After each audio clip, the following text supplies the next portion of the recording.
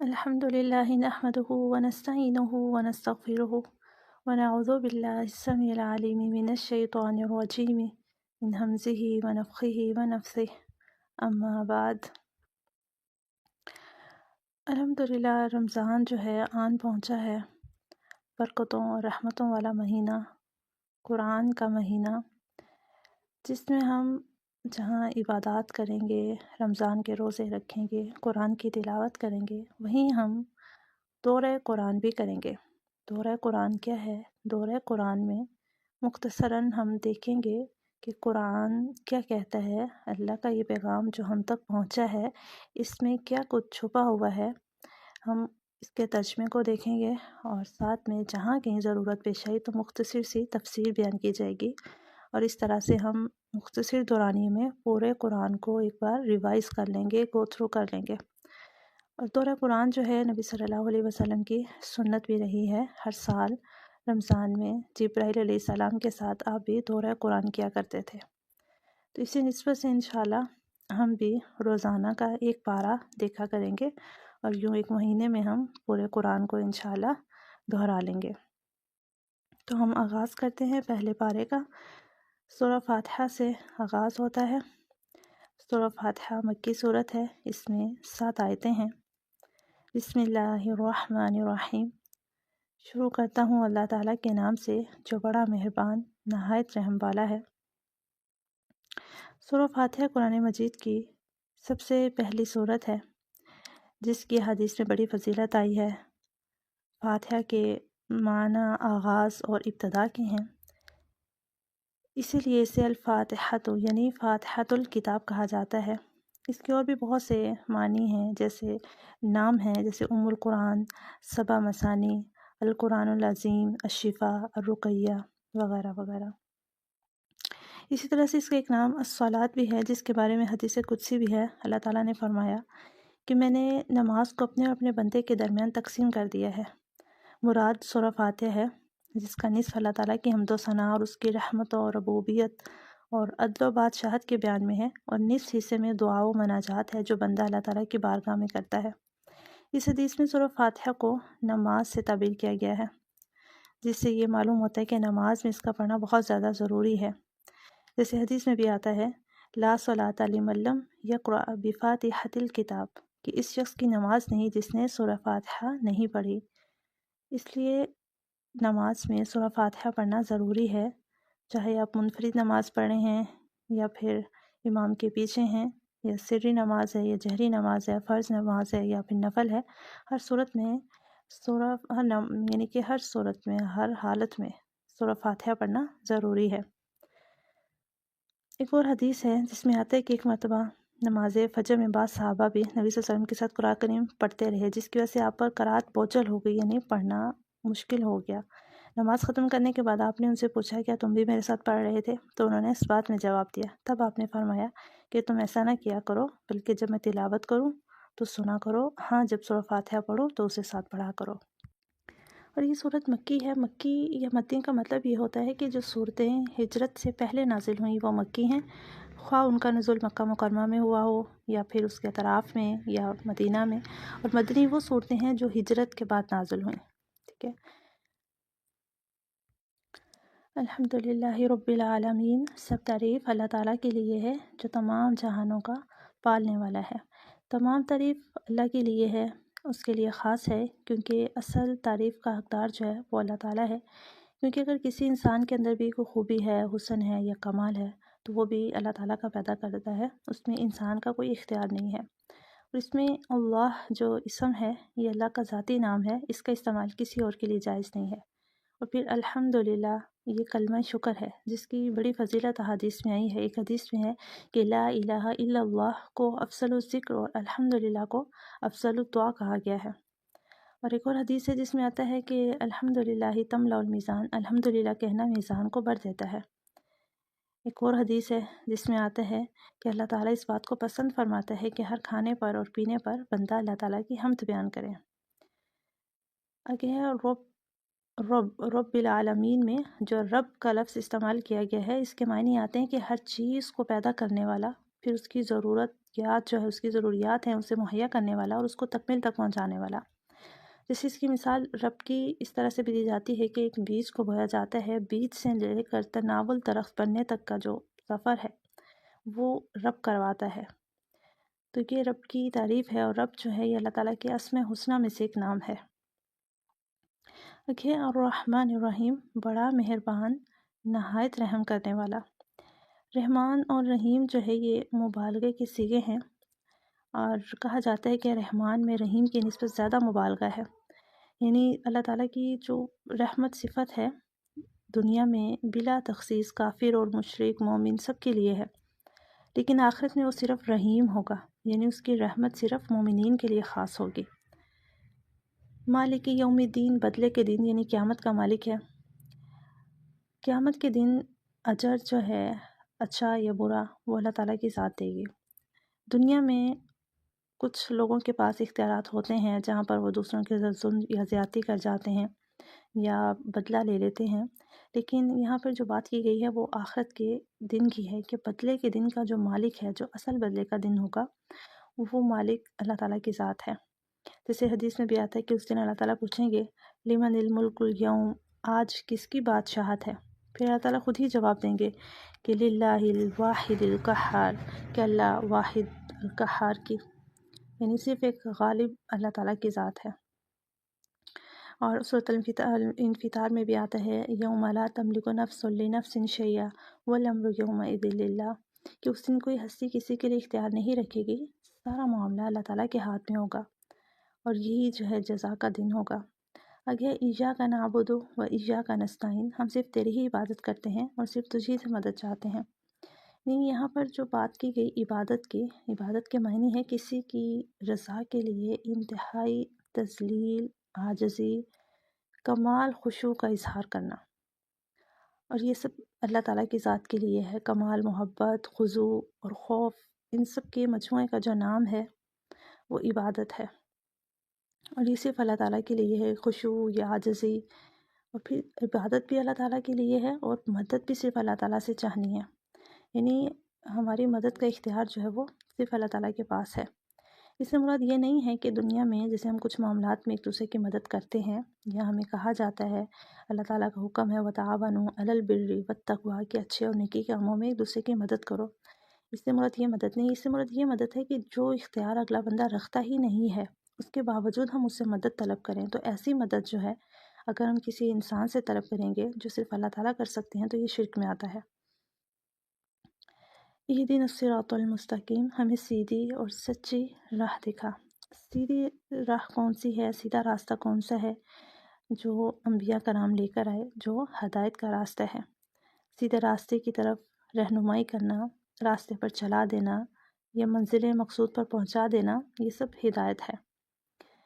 تو ہدایت والا راستہ یا صراط مستقیم والا راستہ جو ہے وہ اسلام کا راستہ ہے جو انبیاء کرام لے کر آئے۔ صراط الذین انعمت علیہم غیر المغضوب علیہم ولا الضالین، ان لوگوں کی راہ جن پر تو نے انعام کیا، ان کی نہیں جن پر غضب کیا گیا، اور نہ گمراہوں کی۔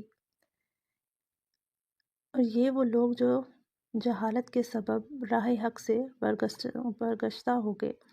یہاں جو بات کی جا رہی ہے وہ ہے کہ اللہ تعالیٰ ان لوگوں کے راستے پر چلائے جو انعام یافتہ ہیں۔ اب انعام یافتہ لوگ کون ہیں؟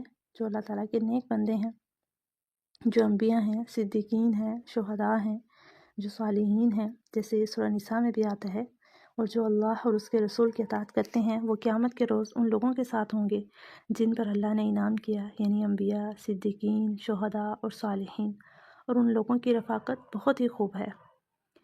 تو ہدایت کا راستہ، انعام کا راستہ جو ہے وہ اطاعت الہی کا راستہ ہے اور اطاعت رسول کا راستہ ہے۔ اور روایات میں آتا ہے کہ مغضوب علیہم سے مراد یہودی لیے جاتے ہیں، اور ضالین سے مراد نصارہ ہیں۔ مغضوب علیہم یعنی جن پر اللہ کا غضب ہوا، وہ یہودی ہیں۔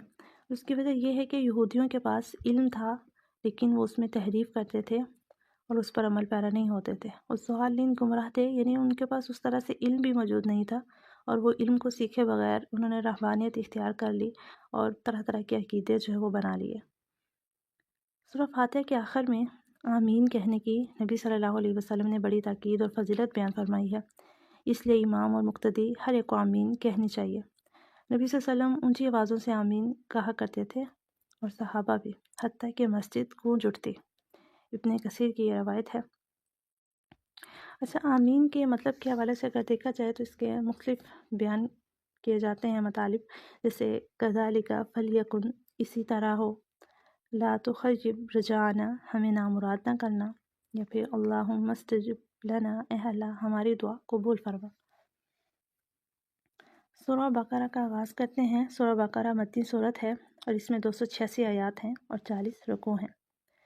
بسم اللہ الرحمن الرحیم، شروع کرتا ہوں اللہ کے نام سے جو بڑا مہربان نہایت رحم والا ہے۔ الف لام میم، الف لام میم حروف مقطعات ہیں، یعنی علیحدہ علیحدہ پڑھے جانے والے حروف۔ ان کے معنی کے بارے میں کوئی مستند روایت نہیں ہے۔ یہی کہا جاتا ہے کہ واللہ عالم بمرادہ، کہ اس کی مراد جو ہے وہ اللہ تعالیٰ ہی جانتے ہیں، لیکن نبی صلی اللہ علیہ وسلم کی حدیث سے یہ ضرور وضاحت کی گئی کہ الف لام میم ایک حرف نہیں ہے، بلکہ الف ایک حرف، لام ایک حرف اور میم ایک حرف ہے، اور ہر حرف پر ایک نیکی اور ایک نیکی کا اجر 10 گنا ہے۔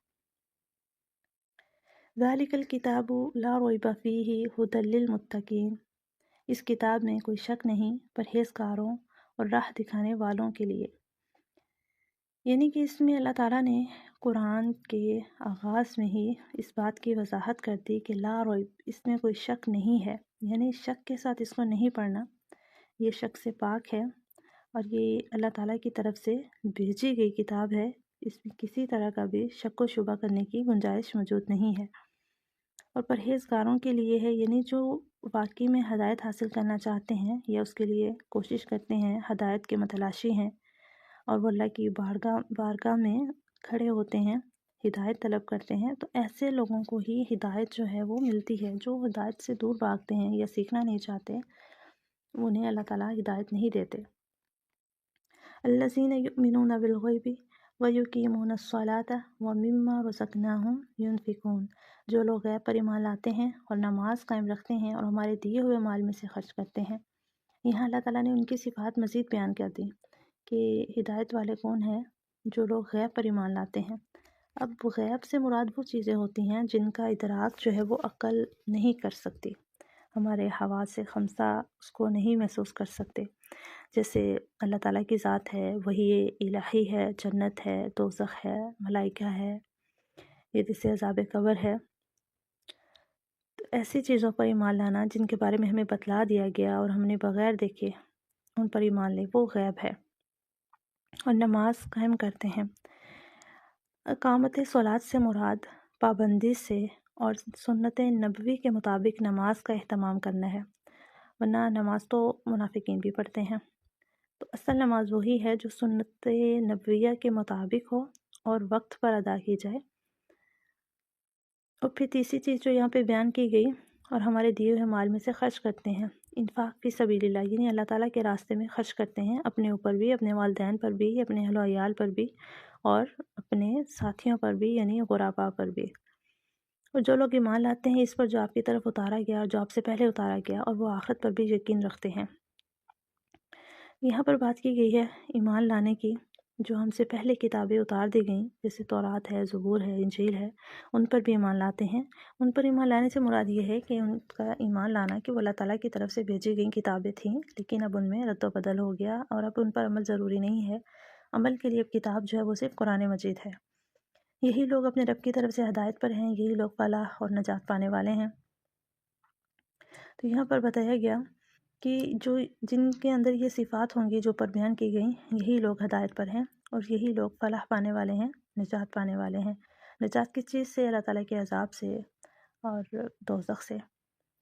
کافروں کو آپ کا ڈرانا یا نہ ڈرانا برابر ہے، یہ لوگ ایمان نہ لائیں گے۔ نبی صلی اللہ علیہ وسلم کی شدید خواہش تھی کہ سب مسلمان ہو جائے اور اسی حساب سے آپ کوشش فرماتے، لیکن اللہ تعالیٰ نے فرمایا کہ ایمان ان کے نصیب میں ہی نہیں ہے۔ یہ وہ چند مخصوص لوگ ہیں جن کے دلوں پر مہر لگ چکی ہے، جیسے ابو جہل، ابو لہب وغیرہ، ورنہ آپ کی دعوت و تبلیغ سے بے شمار لوگ مسلمان ہوئے، حتیٰ کہ پھر پورا جزیرہ عرب اسلام کے دائرے میں آ گیا۔ اللہ تعالیٰ نے ان کے دلوں پر، ان کے کانوں پر مہر لگا دی ہے، اور ان کی آنکھوں پر پردہ ہے، اور ان کے لیے بڑا عذاب ہے۔ یعنی بظاہر ان کی آنکھوں پر پردہ نہیں ہے، لیکن حق بات سننے سے ان کی آنکھوں پر پردہ آ چکا ہے۔ حق بات جو ہے وہ ان کے کانوں میں داخل نہیں ہوتی، کیونکہ مسلسل انہوں نے نافرمانی کی، مسلسل جھٹلایا، مسلسل گناہ کیے اور مذاق اڑایا۔ اس وجہ سے اللہ تعالیٰ نے ان کے دلوں پر، کانوں پر مہر لگا دی۔ بعض لوگ کہتے ہیں کہ ہم اللہ تعالیٰ پر اور قیامت کے دن پر ایمان رکھتے ہیں، لیکن در حقیقت وہ ایمان لانے والے نہیں ہیں۔ یعنی وہ بظاہر ایسا محسوس کرواتے ہیں کہ ہم ایمان لائے ہیں، لیکن در حقیقت وہ ایمان نہیں لاتے۔ تو یہ لوگوں کی کیفیت جو ہے وہ بیان کی جا رہی ہے۔ ایسا محسوس کرواتے ہیں کہ ہم ایمان لائے ہیں، لیکن در حقیقت وہ ایمان نہیں لاتے۔ تو یہ لوگوں کی کیفیت جو ہے وہ بیان کی جا رہی ہے۔ لیکن جو مومن ہوتا ہے وہ غلطی اگر کر بھی لیتا ہے، جب گناہ کر لیتا ہے تو وہ توبہ کر لیتا ہے، اور پھر سے اس کا دل جو ہے وہ پاک اور صاف ہو جاتا ہے۔ جبکہ یہ وہ لوگ منافق ہیں جو بظاہر ایمان کا دعویٰ کرتے ہیں لیکن ایمان نہیں لاتے ہیں۔ وہ اللہ تعالیٰ کو اور ایمان والوں کو دھوکہ دیتے ہیں، لیکن دراصل وہ خود اپنے آپ کو دھوکہ دے رہے ہیں، مگر سمجھتے نہیں۔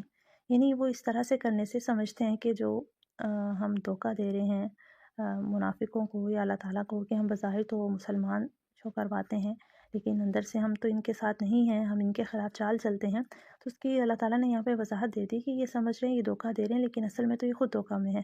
یعنی ان کے کفر اور نفاق کی بیماری جو اللہ تعالیٰ نے ان کے لیے مزید بڑھا دی، اور وہ جھوٹ پر جھوٹ بولتے ہیں، اور یہی منافقین کی علامت ہے۔ ان کے دلوں میں بیماری تھی، اللہ تعالیٰ نے انہیں بیماری میں مزید بڑھا دیا، اور ان کے جھوٹ کی وجہ سے ان کے لیے دردناک عذاب ہے۔ اور جب ان سے کہا جاتا ہے کہ زمین میں فساد نہ کرو، تو جواب دیتے ہیں کہ ہم تو صرف اصلاح کرنے والے ہیں۔ خبردار ہو، یقیناً یہی لوگ فساد کرنے والے ہیں، لیکن شعور نہیں رکھتے۔ یعنی انہیں لگ رہا تھا کہ جو صحابہ کرام ہیں وہ انہیں بیوقوف کہہ رہے تھے، اور سمجھ رہے تھے کہ انہوں نے دنیاوی مال، ہر چیز جو ہے وہ قربان کر دی، جبکہ اصل میں وہی عقل مند تھے جنہوں نے دنیاوی مفادات کو قربان کر دیا اپنے اخروی مفادات کے لیے اور سعادت مندی کے لیے۔ اور جب ان سے کہا جاتا ہے کہ لوگوں یعنی صحابہ کی طرح تم بھی مان لاؤ، تو جواب دیتے ہیں کہ ہم ایسا ہی مان لائیں جیسے یہ بیوقوف ہی مان لائے ہیں۔ خبردار ہو جاؤ، یقیناً یہی بیوقوف ہیں لیکن جانتے نہیں۔ یعنی بیوقوف تو یہ خود ہیں کہ جو اخروی زندگی ہے جو ہمیشہ رہنے والی ہے، انہوں نے اس کے بارے میں نہیں سوچا، بلکہ جو دنیاوی زندگی ہے اور مختصر زندگی ہے جس کو ختم ہو جانا ہے، انہوں نے اس کے لیے سوچا۔ اور جب ایمان والوں سے ملتے ہیں تو کہتے ہیں ہم بھی ایمان والے ہیں، اور جب اپنے بڑوں کے پاس جاتے ہیں تو کہتے ہیں ہم تو تمہارے ساتھ ہیں، ہم تو ان سے صرف مذاق کرتے ہیں۔ اللہ تعالیٰ بھی ان سے مذاق کرتا ہے، اور انہیں انہی کی سرکشی اور بہکاوے میں اور بڑھا دیتا ہے۔ تو اللہ تعالیٰ بھی ان سے مذاق کرتا ہے، کہ ایک مطلب تو یہ ہے کہ وہ جس طرح مسلمانوں کے ساتھ استہزاء کر رہے ہیں، اللہ تعالیٰ بھی ان سے ایسا ہی معاملہ کرتے ہوئے انہیں ذلت میں مبتلا کر دیتا ہے، اور ان کو اس استہزاء سے تعبیر کیا گیا ہے۔ یعنی ان کی برائی کا بدلہ جو ہے اس کی مثل دیا جاتا ہے، اس کو بڑھا دیا جاتا ہے ان کے لیے۔ اور دوسرا مطلب اس کا یہ ہے کہ قیامت والے دن اللہ تعالیٰ بھی ان سے استہزاء فرمائے گا، یعنی ان کو عذاب دے گا۔ یہ وہ لوگ ہیں جنہوں نے گمراہی کو ہدایت کے بدلے میں خرید لیا، بس نہ تو ان کو ان کی تجارت نے فائدہ پہنچایا اور نہ ہی یہ ہدایت والے ہیں۔ یعنی تجارت سے مراد ہدایت چھوڑ کر گمراہی اختیار کرنا ہے، جو سراسر گھاٹے کا سودا ہے۔ منافقین نے نفاق کا جامہ پہن کر یہی گھاٹے والی تجارت کی، جس کا یہاں پر تذکرہ ہے۔ ان کی مثال اس شخص کی سی ہے جس نے آگ جلائی، بس آس پاس کی چیزیں روشنی میں آئی ہی تھیں کہ اللہ تعالیٰ نے ان کے نور کو لے لیا اور انہیں اندھیروں میں چھوڑ دیا جو نہیں دیکھتے۔ حضرت عبداللہ بن مسعود رضی اللہ عنہ اور دیگر صحابہ نے اس کا مطلب یہ بیان فرمایا ہے کہ نبی صلی اللہ علیہ وسلم جب مدینہ تشریف لائے تو کچھ لوگ مسلمان ہو گئے، لیکن پھر جلدی منافق ہو گئے۔ ان کی مثال اس شخص کی سی ہے جو اندھیرے میں تھا، اس نے روشنی جلائی جس سے اس کا ماحول روشن ہو گیا، اور مفید اور نقصان دہ چیزیں اس پر واضح ہو گئی۔ دفعتاً وہ روشنی بجھ گئی اور وہ حسب سابق تاریکیوں میں گر گیا۔ یہی حال منافقین کا تھا، پہلے وہ شرک کی تاریکی میں تھے اور مسلمان ہوئے تو روشنی میں آگے، حلال و حرام اور خیر و شر کو پہچان گئے، پھر وہ دوبارہ کفر و نفاق کی طرف لوٹ گئے تو ساری روشنی جاتی رہی۔ بہرے، گونگے، اندھے ہیں، بس وہ نہیں لوٹتے۔ یہ آسمانی برسات کی طرح جس میں اندھیریاں اور گرج اور بجلی ہو، موت سے ڈر کر کڑاکے کی وجہ سے اپنی انگلیاں اپنے کانوں میں ڈال لیتے ہیں، اور اللہ تعالیٰ کافروں کو گھیرنے والا ہے۔ قریب ہے کہ بجلی ان کی آنکھیں اچک لے جائے، پھر جب ان کے لیے روشنی کرتی ہے تو اس میں چلتے پھرتے ہیں، اور جب ان پر اندھیرا کرتی ہے تو کھڑے ہو جاتے ہیں۔ یہ منافقین کے ایک دوسرے گروہ کا ذکر ہے جس پر کبھی حق واضح ہوتا ہے اور کبھی اس کی بابت وہ شک میں مبتلا ہو جاتے ہیں۔ بس ان کے دل جو ہیں وہ شک اور تردد میں اس بارش کی طرح ہے جو اندھیروں سے مراد شکوک، کفر اور نفاق، تو اس بارش کی طرح ہے جو اندھیروں میں اترتی ہے، گرج چمک سے ان کے دل ڈر جاتے ہیں، حتیٰ کہ خوف کے مارے اپنی انگلیاں اپنے کانوں میں ٹھونس لیتے ہیں۔ لیکن یہ تدبیریں اور یہ خوف دہشت انہیں اللہ کی گرفت سے نہیں بچا سکے گا، کیونکہ وہ اللہ کے گھیرے سے نہیں نکل سکتے۔ کبھی حق کی کرنیں ان پر پڑتی ہیں تو حق کی طرف جھک پڑتے ہیں، لیکن پھر جب اسلام یا مسلمانوں پر مشکلات کا دور آتا ہے تو پھر حیران اور سرگرداں کھڑے ہو جاتے ہیں۔ منافقین کا یہ گروہ آخری وقت تک اسی طرح سے شک میں مبتلا رہے گا، اور اگر اللہ تعالیٰ چاہتے تو ان کے کانوں اور آنکھوں کو بیکار کر دے۔ یقیناً اللہ تعالیٰ ہر چیز پر قدرت رکھنے والا ہے۔ اے لوگو، اپنے اس رب کی عبادت کرو جس نے تمہیں اور تم سے پہلے کے لوگوں کو پیدا کیا، یہی تمہارا بچاؤ ہے، جس نے تمہارے لیے زمین کو فرش اور آسمان کو چھت بنایا اور آسمان سے پانی اتار کر اس سے پھل پیدا کر کے تمہیں روزی دی۔ خبردار، باوجود جاننے کے اللہ کے شریک مقرر نہ کرو۔ تو یہاں پر اللہ تعالیٰ نے عبادت کی طرف دعوت دی ہے، ان کے پہلے رویوں کو سامنے رکھا ہے اور اس کے بعد انہیں احساس دلایا ہے کہ اصل چیز جو ہے وہ اللہ تعالیٰ کی وحدانیت ہے اور اس کی عبادت ہے، اور تمام انسانوں کو دعوت دی جا رہی ہے کہ وہ صرف اللہ تعالیٰ کی عبادت کریں، یعنی جو تمہارا اور کائنات کا خالق ہے، اللہ ہے، مالک ہے، جو تمہاری تمام ضروریات مہیا کرتا ہے، تو پھر اسے چھوڑ کر دوسروں کی عبادت کیوں کرتے ہو، دوسروں کو اس کا شریک کیوں ٹھہراتے ہو؟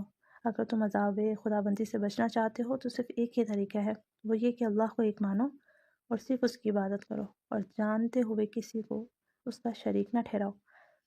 ہم نے جو کچھ اپنے بندے پر اتارا ہے، اس میں اگر تمہیں شک ہو اور تم سچے ہو تو اس جیسی ایک صورت تو بنا لاؤ۔ تمہیں اختیار ہے اللہ تعالیٰ کے سوا اپنے مددگاروں کو بھی بلا لو۔ نہیں، یہاں پر ان کے مسلسل شک کی وجہ سے انہیں چیلنج دیا گیا کہ اگر تمہیں اس کتاب پر ایمان نہیں ہے اور یہ تمہیں اللہ کی کتاب نہیں لگتی تو پھر اس جیسی کتاب لے آؤ اور اس پہ اپنے مددگاروں کو بھی بلا لو، لیکن تم ایسا نہیں کر سکتے۔ بس اگر تم نے نہ کیا اور تم ہرگز نہیں کر سکتے تو سچا مان کر اس آگ سے بچو جس کا ایندھن انسان اور پتھر ہے، جو کافروں کے لیے تیار کی گئی ہے۔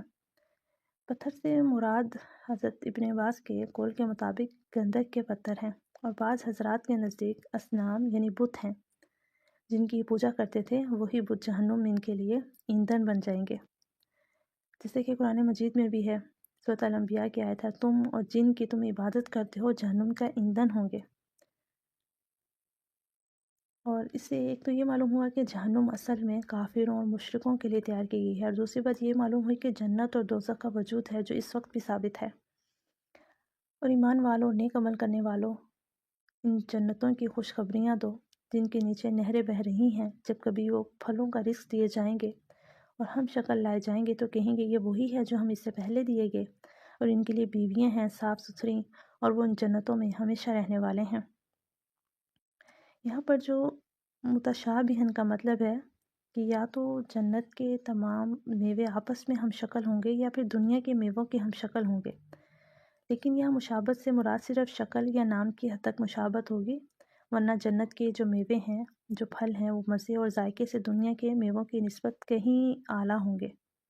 جیسے ایک حدیث میں بھی آتا ہے کہ نہ کسی آنکھ نے انہیں دیکھا، نہ کسی کان نے ان کی بابت سنا، اور نہ ہی کسی انسان کے دل میں خیال ہی گزرا ہوگا۔ اور یہاں پہ جو کہا گیا کہ بیویاں صاف ستھری ہوں گی، اس سے مراد ہے کہ وہ حیض و نفاس اور دیگر علائشوں سے پاک ہوں گی۔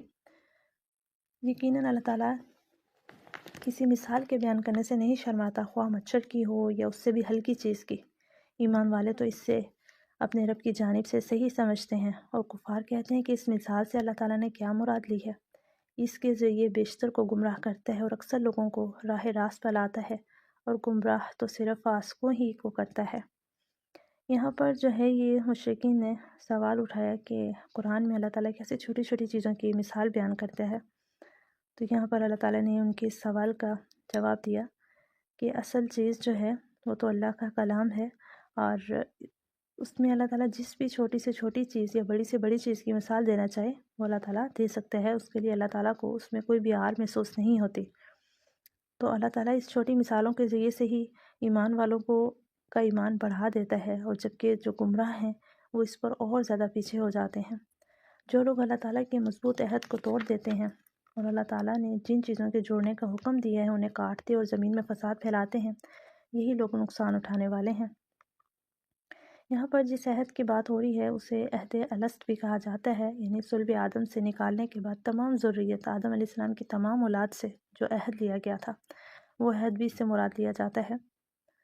اور اس کے علاوہ دوسرے عہد بھی جو ہم عام بھی کرتے ہیں، تو چھوٹے ہیں یا بڑے ہیں تو انہیں توڑنا نہیں چاہیے۔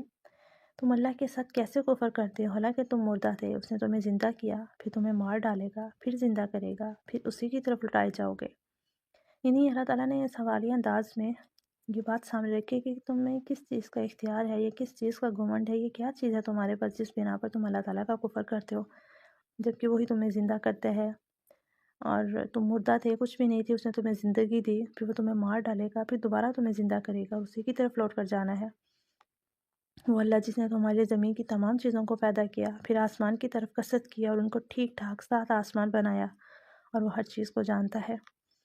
اس سے استدلال یہ کیا جاتا ہے کہ زمین کی تمام اشیاء جو ہے وہ اصل ہیں اور اللہ تعالیٰ کی طرف سے ہیں، اللہ تعالیٰ نے انہیں بنایا ہے انسانوں کی ضرورت کو پورا کرنے کے لیے۔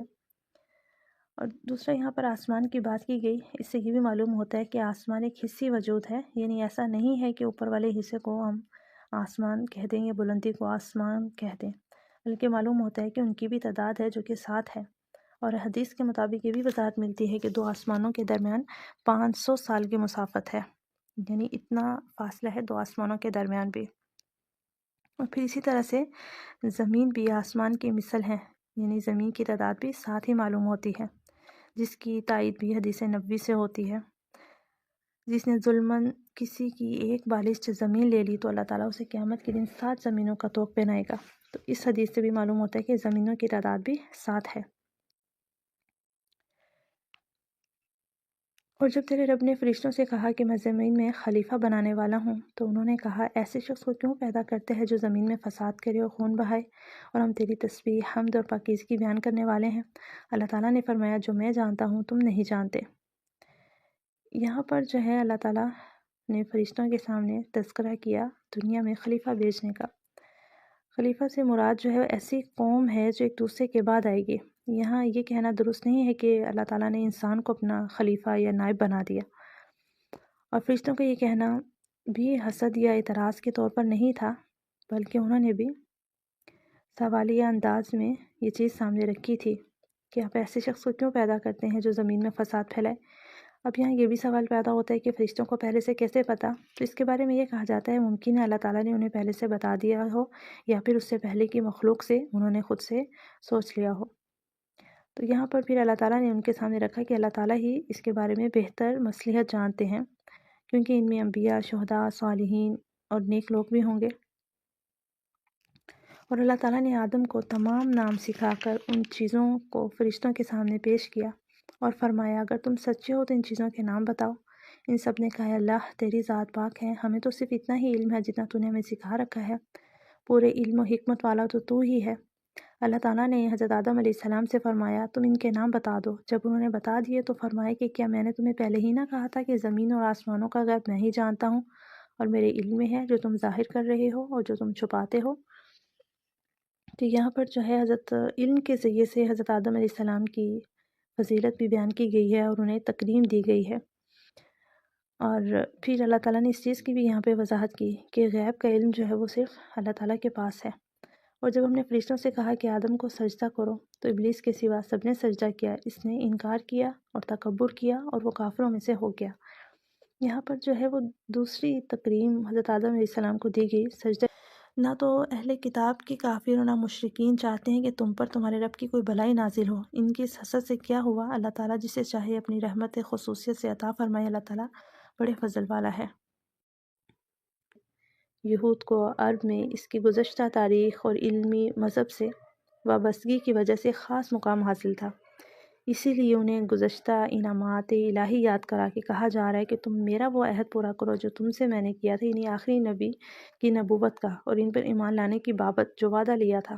اگر تم اس عہد کو پورا کرو گے تو میں بھی اپنا عہد پورا کروں گا، یعنی تم سے وہ بوجھ اتار دیے جائیں گے جو تمہاری غلطیوں اور کوتاہیوں کی وجہ سے بطور سزا تم پر لاد دیے گئے تھے۔ اور تمہیں دوبارہ عروج عطا کر دیا جائے گا۔ اور مجھ سے ڈرو کہ میں تمہیں مسلسل اس ذلت کی وجہ سے جس میں تمہیں مبتلا کر رکھ سکتا ہوں، جس میں تم مبتلا ہو اور تمہارے آباء و اجداد بھی مبتلا ہیں، اور اس کتاب پر ایمان لاؤ جو میں نے تمہاری کتابوں کی تصدیق میں نازل فرمائی، اور اس کے ساتھ تم ہی پہلے کافی نہ بنو اور میری آیتوں کو تھوڑی تھوڑی قیمت پر نہ فروخت کرو اور صرف مجھ ہی سے ڈرو۔ یہاں پر آیتوں کو فروخت کرنے سے مراد یہ ہے کہ دین کو، اللہ تعالیٰ کے کلام کو، یا جو اللہ کے احکامات ہیں انہیں تھوڑی سی قیمت کا بدلے جو ہے وہ بدل نہ دو۔ یعنی وہاں پر علماء کیا کرتے تھے، جو ان کے رہاب تھے، کہ اگر فیصلہ کسی کے پسند کے مطابق کرنا ہوتا تو اس سے قیمت وصول کر لی جاتی اور پھر اس کے مطابق فیصلہ کر دیا جاتا، یعنی ان کے پسند کا فیصلہ سنا دیا جاتا۔ تو یہاں پر انہیں اس چیز سے روکا جا رہا ہے، حق کو باطل کے ساتھ خلط ملط نہ کرو، نہ حق کو چھپاؤ، تمہیں تو خود اس کا علم ہے، اور نماز قائم کرو اور زکوٰۃ دو، رکوع کرنے والوں کے ساتھ رکوع کرو۔ کیا لوگوں کو بھلائیوں کا حکم کرتے ہو اور خود اپنے آپ کو بھول جاتے ہو، باوجود یہ کہ تم کتاب پڑھتے ہو؟ کیا اتنی بھی تمہیں سمجھ نہیں؟ یعنی یہ چیز اللہ تعالیٰ کے ہاں انتہائی ناپسندیدہ ہے کہ ہم دوسروں کو تو حق کی بات کہیں اور خود جو ہے وہ ہم نہ حق پہ چلیں، یعنی حق کا کام نہ کریں، اس کے الٹ چلیں۔ اور صبر اور نماز کے ساتھ مدد طلب کرو، یہ چیزیں شاک ہیں مگر ڈر رکھنے والوں کے لیے، یعنی جو اللہ سے ڈرنے والے ہیں، متقین ہیں، ان کے لیے یہ چیزیں مشکل نہیں ہیں، جو جانتے ہیں کہ بے شک وہ اپنے رب سے ملاقات کرنے والے اور یقیناً وہ اس کی طرف ہی لوٹ کر جانے والے ہیں۔ اے اولاد یعقوب، میری اس نعمت کو یاد کرو جو میں نے تم پر انعام کی، اور میں نے تمہیں تمام جہانوں پر فضیلت دی۔ اور اس دن سے ڈرتے رہو جب کوئی کسی کو نفع نہ دے سکے گا اور نہ ہی اس کی بابت کوئی سفارش قبول ہوگی، اور نہ کوئی بدلہ اس کی عوض لیا جائے گا، اور نہ وہ مدد کیے جائیں گے۔ اور جب ہم نے تمہیں فرعونیوں سے نجات دی جو تمہیں بدترین عذاب دیتے تھے، جو تمہارے لڑکوں کو مار ڈالتے تھے اور تمہاری لڑکیوں کو چھوڑ دیتے تھے، اس نجات دینے میں تمہارے رب کی بڑی مہربانی تھی۔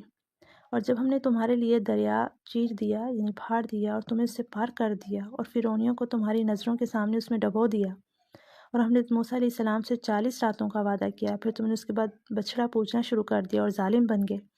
یعنی یہاں پر اللہ تعالیٰ نے جو بنی اسرائیل پر اپنے انعامات کیے تھے، ایک کے بعد ایک اللہ تعالیٰ وہ بیان کر رہے ہیں، اور انہیں اس طرف لانے کے لیے کہہ رہے ہیں کہ اتنے انعامات کے باوجود بھی اگر تم ہٹ درمی پر ہو اور سازش پر مبتلا ہو اور نبی صلی اللہ علیہ وسلم پر ایمان لانے کے لیے قبول نہیں کر رہے ہو، تو اس میں تمہارا نقصان ہے۔ یعنی انہیں راغب کیا جا رہا ہے، احساس دلایا جا رہا ہے کہ اتنے انعامات اللہ تعالیٰ کی طرف سے تھے، اور اب یہ آخری نبی جو ہے یہ بھی اللہ تعالیٰ کی طرف سے ہے، اور ان کے سارے انعامات جو ان پر کیے گئے، یعنی جب ان پر سختی آ گئی اور اللہ تعالیٰ نے ان کے لیے سمندر کے درمیان سے راستہ جو ہے نکال دیا، اور فرعون سے جو ہے وہ انہیں نجات دے دی۔ اور پھر ان کے ساتھ کیا ہوا کہ جب حضرت موسیٰ علیہ السلام کے ساتھ موجود تھے، اور وہاں پر اللہ تعالیٰ نے ان سے 40 راتوں کا وعدہ کیا تھا، جس کو انہوں نے چھوڑ دیا اور بھلا دیا۔ یعنی موسیٰ علیہ السلام اللہ تعالیٰ کے پاس وحی کے لیے گئے تھے، اور پیچھے سے انہوں نے بچڑے کو جو ہے وہ پوجنا شروع کر دیا اور ظالم بن گئے تھے۔ ان کے اس انعام کو بھی یاد کروایا جا رہا ہے کہ اس وقت بھی اللہ تعالیٰ نے جو ہے وہ تمہیں معاف کر دیا تھا، لیکن ہم نے باوجود اس کے پھر بھی تمہیں معاف کر دیا تھا کہ تم شکر ادا کرو۔ اور ہم نے موسیٰ علیہ السلام کو تمہاری ہدایت کے لیے کتاب اور معجزے عطا فرمائے۔ جب حضرت موسیٰ علیہ السلام نے اپنی قوم سے کہا کہ اے میری قوم، بچڑے کو معبود بنا کر تم نے اپنی جانوں پر ظلم کیا ہے، اب تم اپنے پیدا کرنے والے کی طرف رجوع کرو، اپنے آپ کو آپس میں قتل کرو، تمہاری بہتری اللہ تعالیٰ کے نزدیک اسی میں ہے، تو اس نے تمہاری توبہ قبول کی، وہ توبہ قبول کرنے والا اور رحم کرنے والا ہے۔ یہاں پر جو قتل کرنے کی بات کی گئی، اس میں 2 چیزیں بیان کی جاتی ہیں، کہ ایک تو یہ کہ سب کو 2 صفوں میں کر دیا گیا اور انہوں نے ایک دوسرے کو قتل کیا، اور دوسری یہ کہ ارتکاب شرک کرنے والوں کو کھڑا کر دیا گیا، اور جو اس سے محفوظ رہے تھے انہیں قتل کرنے کا حکم دیا گیا، اور چنانچہ انہوں نے ایک دوسرے کو قتل کیا، اور مقتولین کی تعداد جو ہے یہاں پر 70,000 بیان کی جاتی ہے۔ اور تم اسے بھی یاد کرو، تم نے حضرت موسیٰ علیہ السلام سے کہا تھا کہ جب تک ہم اپنے رب کو سامنے نہ دیکھ لیں گے ہرگز ایمان نہ لائیں گے، جس گستاخی کی سزا پر تمہارے دیکھتے ہوئے بجلی گری۔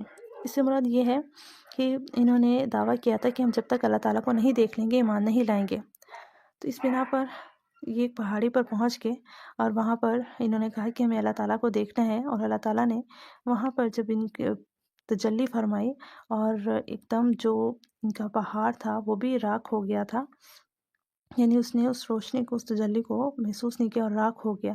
وہ سب واقعہ جو ہے اس کی یہاں پر وضاحت کی جا رہی ہے کہ پھر اللہ تعالیٰ نے تمہیں جو ہے وہ وہاں پر سزا بھی دی، اور بجلی جو ہے وہ تم پر گرا دی گئی، اور تمہارے بعد والے، یعنی جو پہلے والوں پر جب بجلی گری تو بعد والے اسے دیکھ رہے تھے، یہاں تک کہ ان کے اوپر بھی وہ بجلی آ گئی، اور یہ بجلی جو ہے یہ ان پر سزا کے طور پر گرائی گئی تھی، اور وہ مر گئے تھے، جس پر حضرت موسیٰ علیہ السلام سخت پریشان بھی ہو گئے کہ ان کے جو بڑے لوگ ہیں وہی مر گئے ہیں تو مجھ پر کون ایمان لائے گا۔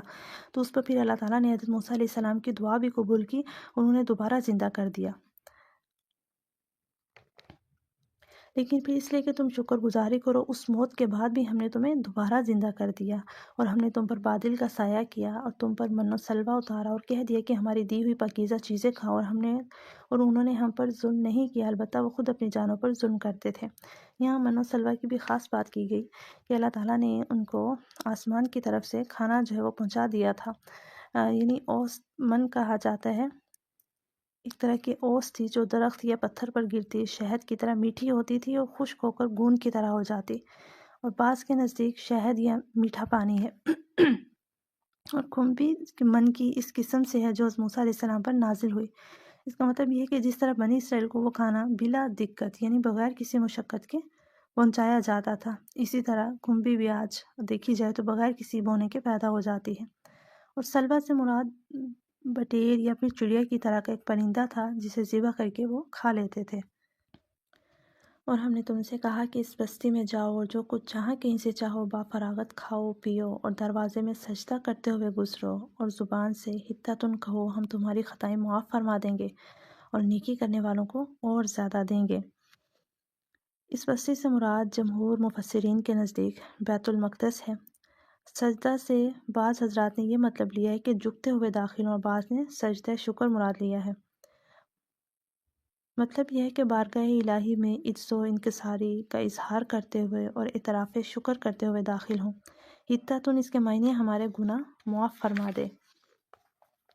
پھر ان ظالموں نے اس بات کو جو ان سے کہی گئی تھی بدل ڈالی، ہم نے بھی ان ظالموں پر ان کے فسق و نافرمانی کی وجہ سے آسمانی عذاب نازل کیا۔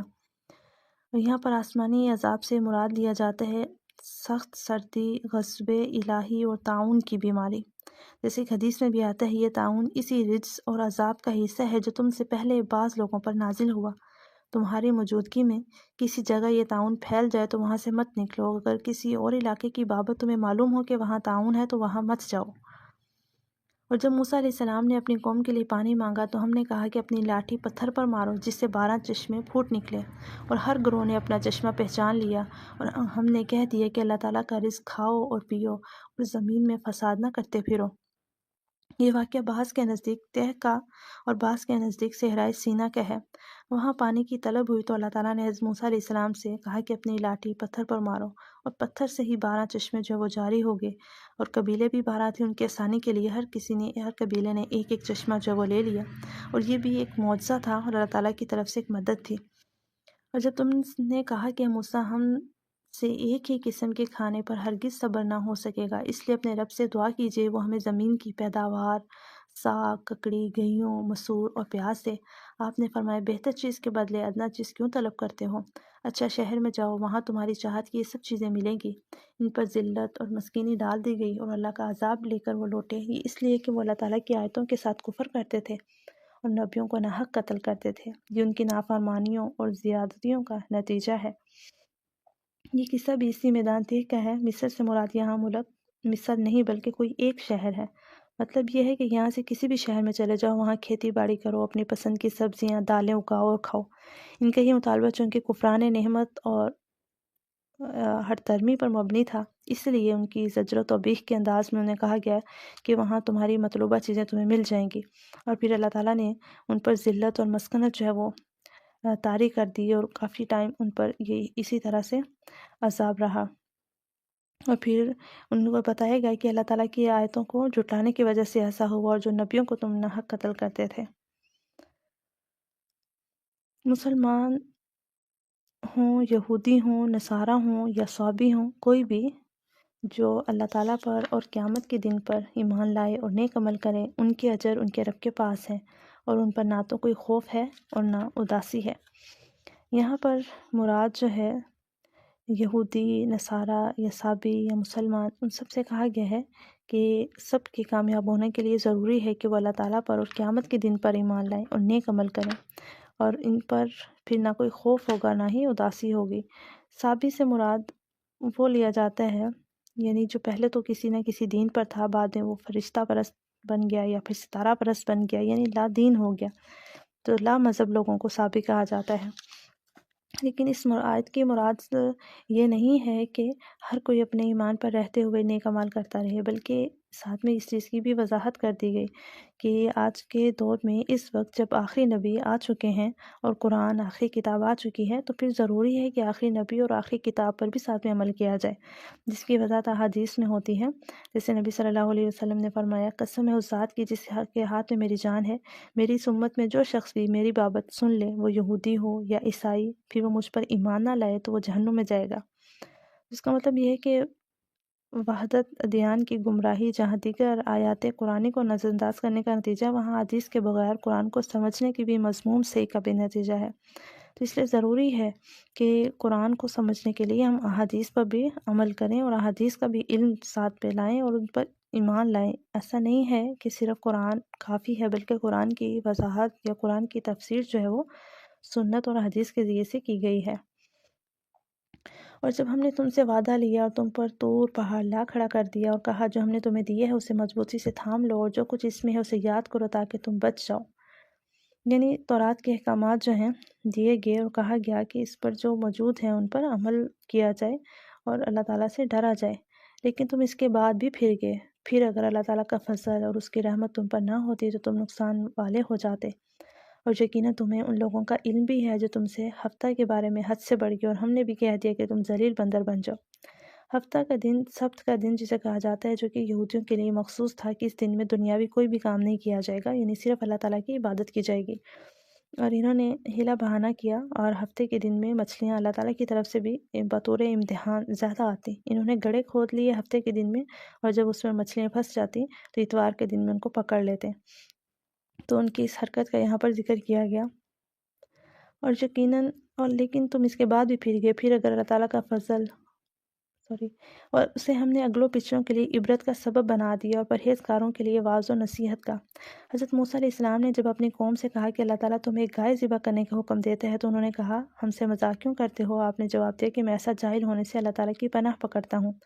بنی اسرائیل میں ایک مالدار آدمی تھا جس کا وارث صرف ایک بھتیجا تھا۔ ایک رات اس بھتیجے نے اپنے چچا کو قتل کرنے کی کوشش کی اور اس کی قتل کر کے اس کی لاش جو ہے وہ کسی اور آدمی کے دروازے پر ڈال دی۔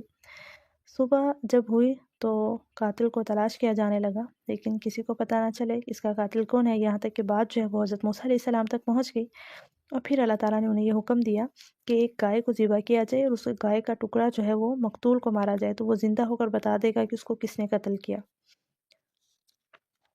تو اسی کا تذکرہ یہاں پر کیا جا رہا ہے، اور انہوں نے کہا موسیٰ دعا کیجیے اللہ تعالیٰ ہمارے لیے اس کی ماہیت بیان کر دے۔ آپ نے فرمایا سنو، وہ گائے نہ تو بالکل بڑھیا ہو نہ بچیا، بلکہ درمیانی عمر کی نوجوان ہو، اب جو تمہیں حکم دیا گیا ہے اسے بچا لو۔ یعنی انہوں نے بجائے یہ کہ کوئی بھی ایک گائے پکڑتے اور اسے ذبح کر دیتے، بلکہ اللہ تعالیٰ کا حکم تاکہ نہ ماننا پڑے، طرح طرح کے سوالات شروع کر دیے کہ وہ کیسی ہو، اس کا حلیہ کیسا ہو، اس کا رنگ کیسا ہو۔ وہ پھر کہنے لگے کہ دعا کیجیے اللہ تعالیٰ بیان کریں کہ اس کا رنگ کیا ہے۔ فرمایا وہ کہتا ہے کہ وہ گائے زرد رنگ کی ہو، چمکیلا اور دیکھنے والوں کو بھلا لگنے والا اس کا رنگ ہے۔ وہ کہنے لگے کہ اپنے رب سے اور دعا کیجیے، ہمیں اس کی مزید ماہیت بتلائیے، اس قسم کی گائے تو بہت ہیں، پتہ نہیں چلتا، اگر اللہ نے چاہا تو ہم ہدایت والے ہو جائیں گے۔ آپ نے فرمایا اللہ کا فرمان ہے کہ وہ گائے کام کرنے والی، زمین میں ہل جوتنے والی اور کھیتوں کو پانی پلانے والی نہ ہو، وہ تندرست اور بے داغ ہو۔ انہوں نے کہا اب آپ نے حق واضح کر دیا ہے۔ گویا وہ حکم برداری کے قریب نہ تھے، لیکن اسے ماننا اور وہ گائے ذبح کر دی۔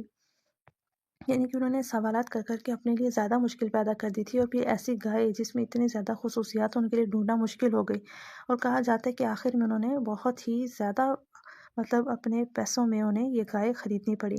جب تم نے ایک شخص کو قتل کر ڈالا، پھر اس میں اختلاف کرنے لگے اور تمہاری پوشیدگی کو اللہ تعالیٰ ظاہر کرنے والا تھا، یعنی پھر اس مقتول کا پتہ چل گیا، اور یہاں پر اللہ تعالیٰ نے پھر انعام کا جو اللہ تعالیٰ نے ایک احسان کیا تھا اس کا تذکرہ کیا کہ کس طرح سے تم آپس میں جھگڑ رہے تھے اور اختلاف کر رہے تھے اور تمہیں پتہ نہیں چل رہا تھا، تو اللہ تعالیٰ نے اس پوشیدہ بات کو بھی تم پر عیاں کر دیا۔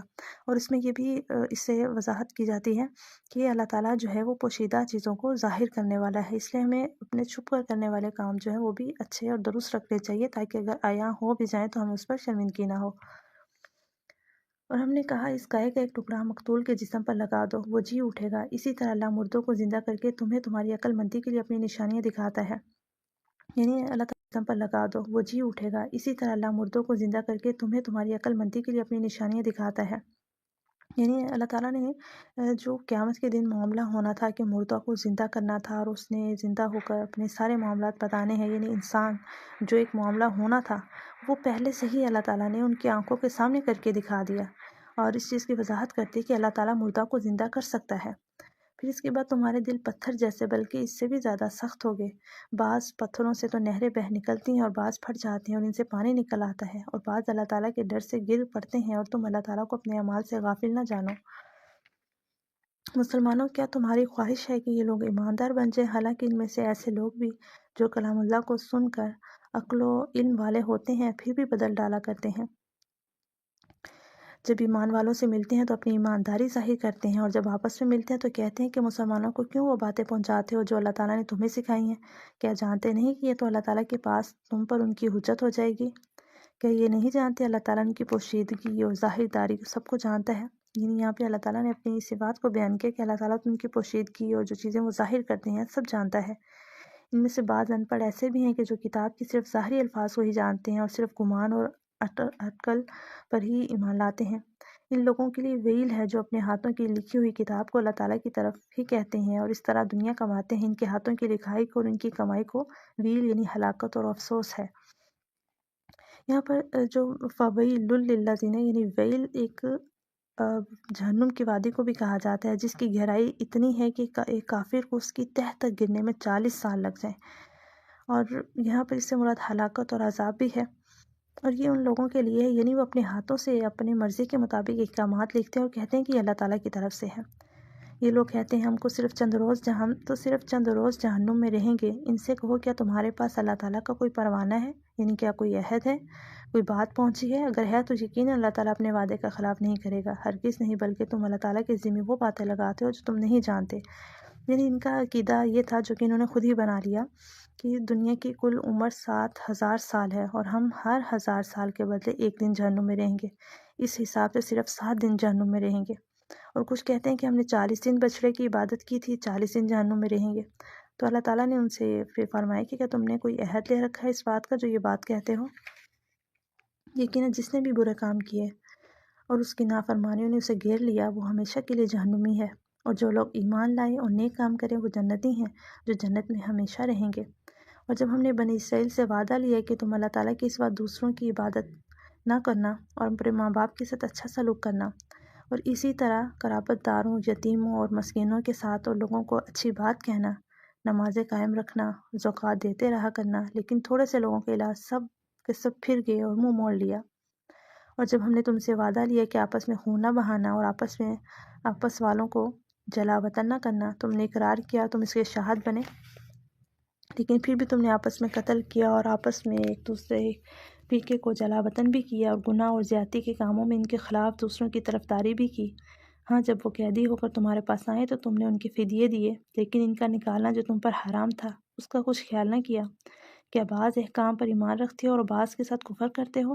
تم میں سے جو بھی ایسا کرے اس کی سزا اس کے سوا کیا ہو کہ دنیا میں رسوائی اور قیامت کے دن سخت عذاب کی مار، اور اللہ تعالیٰ تمہارے اعمال سے بے خبر نہیں۔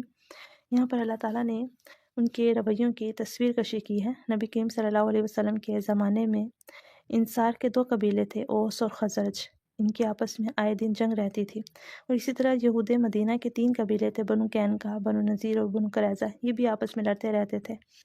اور اس طرح سے بنو قریظہ اوس کے حلیف تھے اور بنو قینقاع اور بنو نذیر خزرج کے حلیف تھے۔ جنگ میں اپنے حلیفوں کی مدد کرتے اور اپنے ہی ہم مذہب یہودیوں کو قتل کرتے، ان کے گھروں کو بھی لوٹتے اور انہیں جلا وطن بھی کر دیتے۔ تورات کے مطابق بھی ایسا کرنا ان کے لیے حرام تھا، لیکن پھر بھی انہیں یہودیوں کو جب وہ مغلوب ہونے کی وجہ سے قیدی بن جاتے تو فدیہ دے کر چھڑاتے اور کہتے ہمیں تو تورات میں یہی حکم دیا گیا ہے۔ یعنی ایک طرف وہ انہیں خود سے نقصان پہنچاتے اور دوسری طرف جو ہے وہ پھر فدیہ دے کر انہیں آزاد بھی کرواتے۔ تو یعنی کہیں جہاں ان کا دل مانتا وہ اللہ تعالیٰ کے حکم کی اطاعت کرتے اور جہاں دل مانتا اسے چھوڑ دیتے۔ تو یہ صرف اب ہم اس کو ان کے اوپر ہی نہیں رکھیں گے کہ یہودی اس طرح سے کرتے تھے، اگر ہم اب اپنی صورتحال دیکھیں تو ہم بھی تو ایسے ہی کرتے ہیں نا۔ کچھ چیزیں، کچھ احکامات جو ہمیں آسان لگتے ہیں ان پر ہم عمل پیرا ہیں، جو احکامات ہمیں اللہ تعالیٰ کے مشکل لگتے ہیں یا ہماری سوسائٹی اسے قبول نہیں کرتی ہے یا ہمارے گھر والے اسے قبول نہیں کرتے ہیں تو ہم بھی اس کو قبول نہیں کرتے ہیں۔ تو بات تو وہی ہوگی نا، کچھ احکامات اللہ تعالیٰ کے قبول کر لیے اور کچھ کو چھوڑ دیا۔ جیسے پردے کے حوالے سے خواتین کو سختی محسوس ہوتی ہے، تو نماز قرآن تو پڑھ لی لیکن پردے کی جب بات آئی تو ہم نے چھوڑ دیا۔ یعنی بہت سی مثالیں ہیں اس حوالے سے کہ کہیں ہم نے کچھ احکامات جو ہے وہ قبول کر لیے ہوئے ہیں اللہ تعالیٰ کا حکم سمجھ کے، اور جو ہمیں مشکل لگتے ہیں اپنی مرضی کے مطابق ہم نے اسے چھوڑ دیا ہوا یا بدل لیا ہوا ہے۔ یہ وہ لوگ ہیں جنہوں نے دنیا کی زندگی کو آخرت کے بدلے خرید لیا ہے۔ ان کے نہ تو عذاب ہلکے ہوں گے اور نہ ان کی مدد کی جائے گی۔ ہم نے حضرت موسیٰ علیہ السلام کو کتاب دی اور ان کے پیچھے اور رسول بھیجے، اور ہم نے حضرت عیسیٰ ابن مریم کو روشن دلیلیں دیں اور روح القدس سے ان کی تائید کروائی، لیکن جب کبھی تمہارے پاس رسول وہ چیز لائے جو تمہاری طبیعتوں کے خلاف تھی تو انہیں جٹ سے تکبر کیا، بس بعض کو تو جھٹلا دیا اور بعض کو قتل بھی کر ڈالا۔ یعنی انبیاء کرام کو بھی نہیں چھوڑا اور جھٹلایا بھی، اور حضرت زکریا علیہ السلام اور اسی طرح سے یحییٰ علیہ السلام کو قتل بھی کیا۔ یہ کہتے ہیں ہمارے دل غلاف والے ہیں، نہیں بلکہ ان کے کفر کی وجہ سے انہیں اللہ تعالیٰ نے ملعون کر دیا ہے، یعنی لعنت صدا کر دی ہے، اور ان کا ایمان بہت ہی تھوڑا ہے۔ اور ان کے پاس جب اللہ تعالیٰ کی کتاب، ان کی کتاب کو سچا کرنے والے آئی، حالانکہ پہلے یہ خود کافروں پر فتح چاہتے تھے، تو باوجود آ جانے اور باوجود پہچان لینے کے بھی یہ کفر کرنے لگے۔ اللہ تعالیٰ کی لعنت ہو کافروں پر۔ یعنی یہ یہود جو ہیں پہلے انتظار کر رہے تھے، انہوں نے اپنی کتابوں میں پڑھ رکھا تھا کہ آخری اللہ کا رسول آئے گا اور آخری کتاب بھی آئے گی، لیکن انہیں تھا کہ جو آخری رسول ہے وہ ہماری ہی نسل سے ہوگا، یعنی بنی اسرائیل سے ہی ہوگا، لیکن آخری نبی جو ہے وہ بنی اسماعیل میں سے آئے، تو یہیں سے انہوں نے جو ہے وہ اختلاف کرنا شروع کر دیا اور آخری نبی کو جو وہ قبول ہی نہیں کیا، جبکہ یہ جانتے تھے۔ بہت بری ہے وہ چیز جس کے بدلے انہوں نے اپنے آپ کو بیچ ڈالا، وہ ان کا کفر کرنا ہے اللہ تعالیٰ کی طرف سے نازل شدہ چیز کے ساتھ، محض اس بات سے جل کر کے اللہ تعالیٰ نے اپنا فضل اپنے جس بندہ پر چاہا نازل فرما دیا۔ اس کے باعث یہ لوگ غضب پر غضب کے مستحق ہو گئے، اور ان کافروں کے لیے رسوا کرنے والا عذاب ہے۔ اور جب ان سے کہا جاتا ہے کہ اللہ تعالیٰ کی اتاری ہوئی کتاب پر ایمان لاؤ تو کہہ دیتے ہیں جو ہم پر اتاری گئی اس پر ہمارا ایمان ہے، حالانکہ اس کے بعد والی کے ساتھ جو ان کی کتاب کی تصدیق کرنے والی ہے کفر کرتے ہیں، یعنی اپنی کتاب پر تو ایمان لاتے ہیں لیکن قرآن پر ایمان نہیں لاتے۔ اچھا، ان سے یہ تو دریافت کریں کہ اگر تمہارا ایمان پہلی کتابوں پر ہے تو پھر تم نے اگلے انبیاء کو کیوں قتل کیا؟ یعنی ان کتابوں میں بھی تو موجود تھا انبیاء کے بارے میں، پھر انہیں کیوں قتل کیا؟ تمہارے پاس تو موسیٰ یہی دلیلیں لے کر آئے لیکن تم نے پھر بھی بچڑا پوجا، تم ہو ہی ظالم۔ جب ہم نے تم سے وعدہ لیا اور تم پر طور کو کھڑا کر دیا اور کہہ دیا کہ ہماری دی ہوئی چیز کو مضبوط تھامو اور سنو، تو انہوں نے کہا ہم نے سنا اور نافرمانی کی، اور ان کے دلوں میں بچڑے کی محبت پلا دی گئی بسبب ان کے کفر کے۔ ان سے کہہ دیجیے اور تمہارا ایمان تمہیں برا حکم دے رہا ہے اگر تم مومن ہو۔ یعنی یہاں پر اس چیز کی وضاحت کی گئی کہ انہوں نے جب ان سے وعدہ لیا گیا طور پر کھڑا کر کے تو وہاں پر یہ انہوں نے قبول کر لیا، لیکن بعد میں پھر نافرمانی کی۔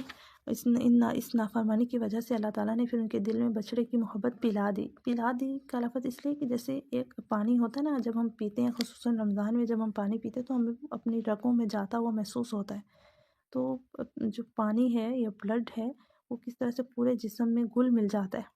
تو پلا دی کا لفظ اس لیے بولا گیا کہ ان کے رگوں میں اندر تک ان کے محبت جو ہے وہ بچڑے کی پلا دی گئی تھی، اور پھر ان کے لیے کفر جو ہے، ان کے کفر کی وجہ سے انہیں سزا دی گئی تھی۔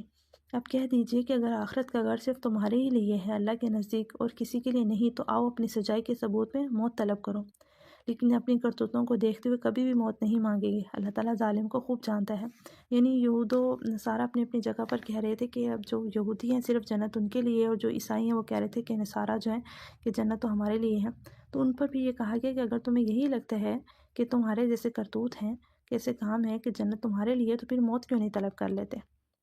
بلکہ سب سے زیادہ دنیا کی زندگی کا حریص اے نبی آپ انہی کو پائیں گے۔ یہ حرص زندگی میں مشرکوں سے بھی زیادہ ہے۔ ان میں ہر شخص 1000 سال کی عمر چاہتا ہے، گویا یہ عمر دیا جانا بھی انہیں عذاب سے نہیں چھڑا سکتا۔ اللہ تعالیٰ ان کے کاموں کو بخوبی دیکھ رہا ہے۔ اے نبی آپ کہہ دیجئے کہ جو جبرائیل کا دشمن ہو، جس نے آپ کے دل پر پیغام میں باری تعالیٰ اتارا ہے، جو پیغام ان کے پاس کی کتاب کی تصدیق کرنے والا اور مومنوں کو ہدایت و خوشخبری دینے والا ہے، تو اللہ تعالیٰ بھی اس کا دشمن ہے۔ جو شخص اللہ کا اور اس کے رسول اور اس کے فرشتوں اور اس کے رسولوں اور جبرائیل اور میکائیل کا دشمن ہو، ایسے کافروں کا دشمن خود اللہ ہے۔ یہودی جو ہیں وہ حضرت جبرائیل علیہ السلام سے بغض رکھتے تھے، کیونکہ وہ تو اللہ تعالیٰ کے پیغامات بھی لا کر دیتے تھے، اور ان پر جب عذاب کی خبر ہوتی تو وہ بھی لا کر دیتے تھے، جس بنا پر انہوں نے حضرت جبرائیل علیہ السلام سے ہی بغض رکھنا شروع کر دیا۔ اور یقیناً ہم نے آپ کی طرف روشن دلیلیں بھیجی ہیں، جن کا انکار سوائے بدکاروں کے کوئی نہیں کرتا۔ یہ لوگ جب کبھی کوئی عہد کرتے ہیں تو ان کی ایک نہ ایک جماعت اسے توڑ دیتی ہے، بلکہ ان میں سے اکثر ایمان سے خالی ہیں۔ جب کبھی ان کے پاس اللہ تعالیٰ کا کوئی رسول ان کی کتاب کی تصدیق کرنے والا آیا، ان اہل کتاب کی ایک فرقہ نے اللہ کی کتاب کو اس طرح پیٹھ پیچھے ڈال دیا گویا جانتے ہی نہ تھے، اور اس چیز کے پیچھے لگ گئے جسے شیاطین سلیمان کی حکومت میں پڑھتے تھے، یعنی جادو۔ سلیمان نے تو کفر نہ کیا، بلکہ یہ کفر شیطانوں کا تھا۔ وہ لوگوں کو جادو سکھایا کرتے تھے، اور بابل میں ہاروت ماروت 2 فرشتوں پر جو اتارا گیا تھا، یعنی اللہ تعالیٰ نے لوگوں کی آزمائش کے لیے 2 فرشتوں کو اتارا تھا جو جادو سکھاتے تھے، لیکن وہ خود نہیں سکھاتے تھے، اس کا انکار کرتے تھے۔ جو بار بار کہتا تو انہیں آزمائش کے طور پر سکھا دیا جاتا۔ وہ دونوں بھی کسی شخص کو اس وقت تک نہیں سکھاتے تھے جب تک یہ نہ کہہ دیں کہ ہم تو ایک آزمائش ہے، تو کفر نہ کر پھر لوگ ان سے وہ سیکھتے جسے خاوند اور بیوی میں جدائی ڈال دیں، اور دراصل وہ بغیر اللہ تعالیٰ کی مرضی کے کسی کو کوئی نقصان نہیں پہنچا سکتے۔ یہ لوگ وہ سیکھتے ہیں جو انہیں نقصان پہنچائے اور نفع نہ پہنچا سکے، اور وہ بالیقین جانتے ہیں کہ اس کے لینے والے کا آخرت میں کوئی حصہ نہیں ہے، اور وہ بدترین چیز ہے جس کے بدلے وہ اپنے آپ کو فروخت کر رہے ہیں۔ کاش کہ یہ جانتے ہوتے۔ جادو کے حوالے سے اگر بات کریں تو جادو کرنے والا کروانے والا جو ہے وہ کافر کہا گیا ہے، یعنی وہ اسلام کے دائرے سے خالی ہے، باہر ہے، اور اس کی سزا یہ کہی جاتی ہے کہ اس کو وہیں پہ قتل کر دینا چاہیے۔ اور آج کے دور میں اگر ہم دیکھیں تو جادو اتنا عام ہو چکا ہے، اور مطلب سوشل میڈیا پہ اس کی ایڈس چل رہی ہوتی ہیں، اور اتنا کھلے عام ہو رہا ہے، اور رشتہ داروں میں اور آپس میں دوستوں میں اتنا ایک دوسرے کے لیے بغض آ جاتا ہے جب، تو وہ ایک دوسرے سے سزا لینے کے لیے بھی یا بدلہ لینے کے لیے بھی جادو کروا دیتے ہیں۔ تو جادو جو ہے برحق ہے، اس کا اثر ہوتا ہے۔ نبی صلی اللہ علیہ وسلم پر بھی جادو کیا گیا تھا، تو اس کے حل کی طرف بھی ضرور دیکھ لینا چاہیے۔ اس کا حل کیا ہے کہ معوذتین ہمیں پڑھنے چاہیے، سورۃ اخلاص، فلق اور ناس۔ یہ 3 صورتیں ہیں جنہیں معوذتین کہا جاتا ہے۔ صبح و شام اس کو پڑھ کر اپنے اوپر پھونکنا چاہیے، نماز کے بعد بھی پڑھنا چاہیے۔ اور نبی صلی اللہ علیہ وسلم کا طریقہ تھا، اب رات پڑھنے سے پہلے اپنے ہاتھوں پر پھونک مارتے اور پورے ہاتھ کو اپنے جسم پر پھیر لیتے۔ اسی طرح سے سورۃ البقرہ جو ہے یہ محفوظ کرتی ہے جنات سے اور اس طرح سے جادو کے اثر سے۔ اور اگر یہ لوگ صاحب ایمان متقی بن جاتے تو اللہ تعالیٰ کی طرف سے بہترین ثواب انہیں ملتا اگر یہ جانتے ہوتے۔ اے ایمان والو، تم نبی کو رعینا نہ کہا کرو بلکہ انظرنا کہو، یعنی ہماری طرف دیکھیے اور سنتے رہا کرو، کافروں کے لیے دردناک عذاب ہے۔ یہاں پر ادب سکھایا جا رہا تھا کہ اب نبی سے بات کرنی ہے تو ایک مخصوص انداز سے ان سے بات کرنی ہے، اور یہاں پر لفظ جو ہے وہ رائنا کا یوز کیا جاتا تھا کہ ہماری طرف دیکھیے، یہ بات سنیے۔ تو انہوں نے کیا کیا، یہودیوں نے اس لفظ کو بگاڑ دیا، رائنا یعنی اسے لمبا کرنا شروع کر دیا، جس کی وجہ سے اس کا مطلب ہماری طرف دیکھیے یا نظر کرم کی بجائے اس کا مطلب بن جاتا تھا ہمارا چرواہا۔ تو یہ جان بوجھ کر لفظ کو بگاڑ کر بولتے تھے، جس پر پھر اللہ تعالیٰ نے حکم دے دیا کہ رائنا کی بجائے انظرنا کہا جائے۔ نہ تو اہل کتاب کے کافر اور نہ مشرکین چاہتے ہیں کہ تم پر تمہارے رب کی کوئی بھلائی نازل ہو۔ ان کی اس حسد سے کیا ہوا، اللہ تعالیٰ جسے چاہے اپنی رحمت خصوصیت سے عطا فرمائے، اللہ تعالیٰ بڑے فضل والا ہے۔ جس آیت کو ہم منسوخ کر دیں یا بلا دیں اس سے بہتر یہ اس جیسی اور لاتے ہیں۔ کیا تو نہیں جانتا کہ اللہ تعالیٰ ہر چیز پر قادر ہے؟ یہاں پر اللہ تعالیٰ نے کچھ آیات جو ہے وہ منسوخ کر دی تھی، انہیں مٹا دیا تھا، اس کے بدلے میں نئی آیات جو ہیں وہ دے دی تھی، جس کی یہاں پر وضاحت کی جا رہی ہے کہ اللہ تعالیٰ چاہیں تو ایک حکم کو دوسرے حکم سے بدل دیں۔ یہ نسخ کے لغوی معنی نقل کرنے کے ہیں، یہ نسخ بھی اللہ تعالیٰ کی طرف سے ہی ہوتا ہے۔ جیسے آدم علیہ السلام کے زمانے میں سگے بہن بھائیوں کا آپس میں نکاح جائز تھا، بعد میں اسے حرام کر دیا گیا، تو یہ حکم جو ہے وہ منسوخ ہو گیا، اس کی جگہ نیا حکم جو ہے وہ آ گیا۔ ان کی تعداد میں اختلاف ہے، لیکن کچھ احکامات ہیں، جیسے الفوز الکبیر میں آتا ہے کہ ان کی تعداد صرف 5 ہے، اور کچھ میں آتا ہے کہ یہ نسخ 3 قسم کا ہے۔ ایک تو متلقن نسخ حکم، یعنی ایک کو بدل کر دوسرا حکم نازل کر دینا، اور دوسرا ہے کہ ایک کے بدلے دوسرا حکم آ جانا۔ ناسخ اور منسوخ دونوں آیات موجود ہیں۔ نسخ کی تیسری قسم یہ ہے کہ ان کی تلاوت منسوخ کر دی گئی لیکن حکم باقی رہا، جیسے آتا ہے کہ شادی شدہ مرد اور عورت اگر زنا کا ارتکاب کرے تو یقیناً انہیں سنگسار کر دیا جائے۔ اس آیت میں نسخ کی پہلی 2 قسموں کا بیان ہے۔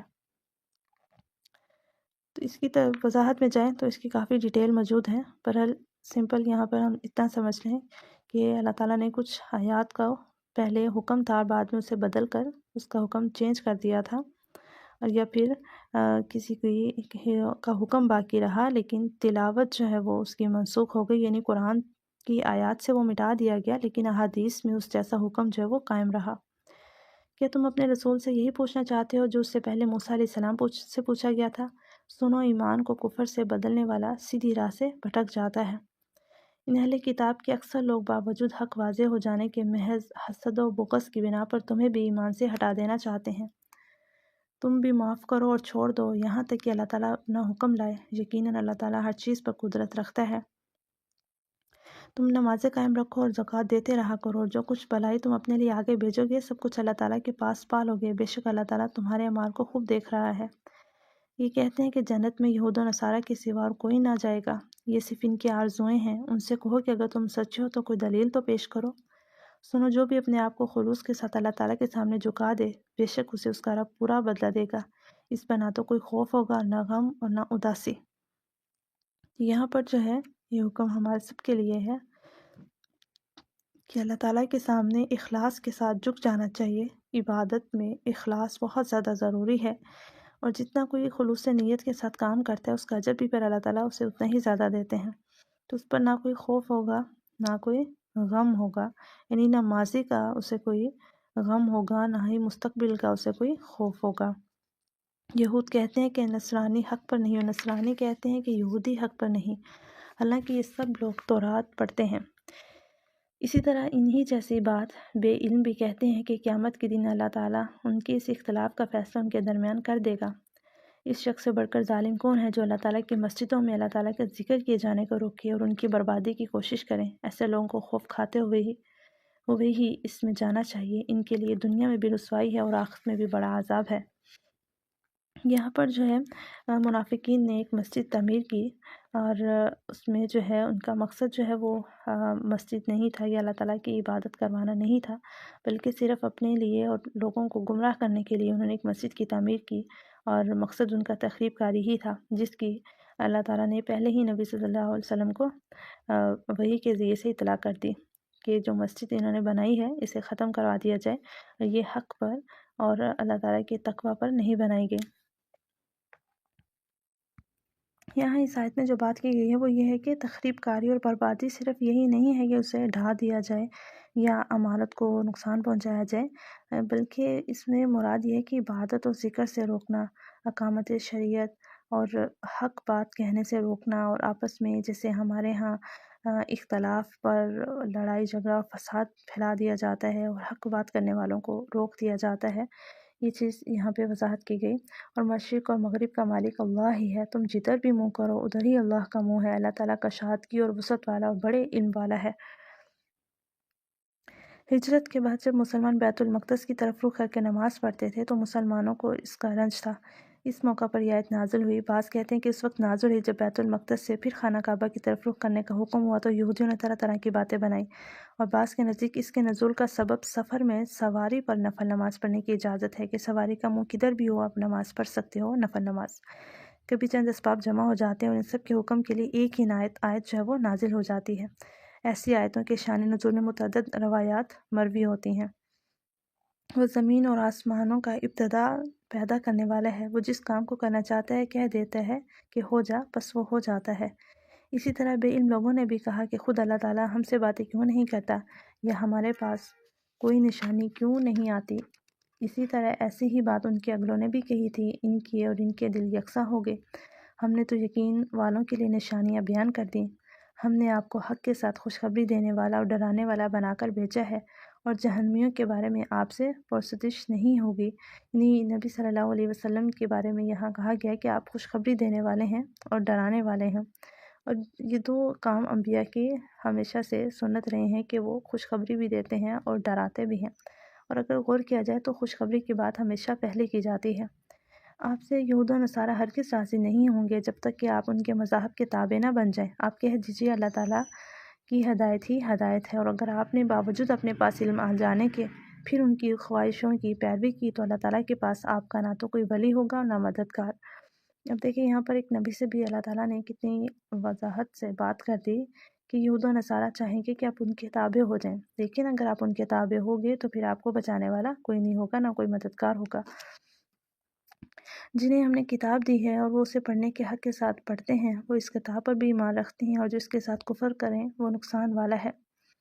کتاب کو پڑھنے کا حق کیا ہے؟ صرف یہی نہیں ہے جیسے ہمارے ہاں بس تلاوت کر لی جاتی ہے، اور وہ بھی بعض اوقات نہیں کی جاتی یا صحیح انداز سے نہیں پڑھی جاتی جیسے باقی حقوق ہے۔ کتاب اللہ کے بھی ہمارے اوپر کچھ حقوق ہے، جس میں سب سے پہلا حق ہے قرآن کے الفاظ کی درست ادائیگی کرنا، اور ہمارے ہاں یہ بھی اب نایاب ہی کہہ لیں ہو گیا ہے، کیونکہ اکثر لوگوں کی تجوید جو ہے انہیں پتہ ہی نہیں تجوید کیا ہوتا ہے، ان کی تجوید غلط ہوتی ہے، وہ غلط قرآن پڑھ رہے ہوتے ہیں۔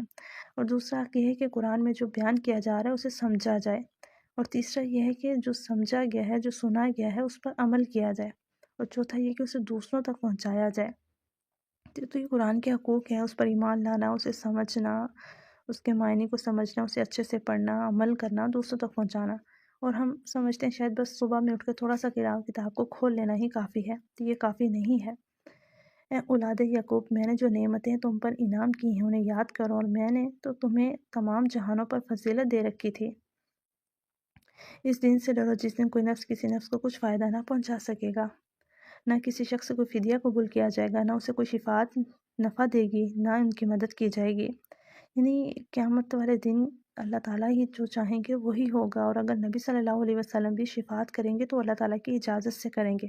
ہمارے ہاں بڑا غلط کنسیپٹ بنا ہوا ہے کہ ہمارے فلاں جو ہے وہ ہماری سفارش کر دے گا، جو ہمارے ولی ہیں، یا مطلب مختلف کنسیپٹ جو آپ بھی جانتے ہیں ہمارے ارد گرد ہیں۔ تو یہاں پہ دیکھیں قرآن کی آیت کی وضاحت کر رہی ہے کہ اس دن جو ہے کسی کا فدیہ قبول نہیں کیا جائے گا، کوئی شفاعت قبول نہیں کی جائے گی، اور نبی صلی اللہ علیہ وسلم کی شفاعت بھی تبھی قبول کی جائے گی جب اللہ تعالیٰ چاہیں گے تو نبی صلی اللہ علیہ وسلم بھی شفاعت کریں گے، اور ظاہری بات ہے اسی کے بارے میں شفاعت ہوگی جس نے نبی صلی اللہ علیہ وسلم کے دین پر عمل کرنے کی بھی کوشش کی۔ جب ابراہیم علیہ السلام کو ان کے رب نے کی باتوں سے آزمایا اور انہوں نے سب کو پورا کر دیا، تو اللہ تعالیٰ نے فرمایا کہ میں تمہیں لوگوں کا امام بنا دوں گا۔ عرض کرنے لگے اور میری اولاد کو، فرمایا میرا وعدہ ظالموں سے نہیں، اور ہم نے بیت اللہ کو لوگوں کے لیے ثواب اور امن و امان کی جگہ بنایا۔ تم مقام ابراہیم کو جائے نماز مقرر کر لو۔ ہم نے ابراہیم علیہ السلام اور اسماعیل علیہ السلام سے وعدہ لیا کہ تم میرے گھر کو طواف کرنے والوں، اعتکاف کرنے والوں، رکوع سجدہ کرنے والوں کے لیے پاک صاف رکھو۔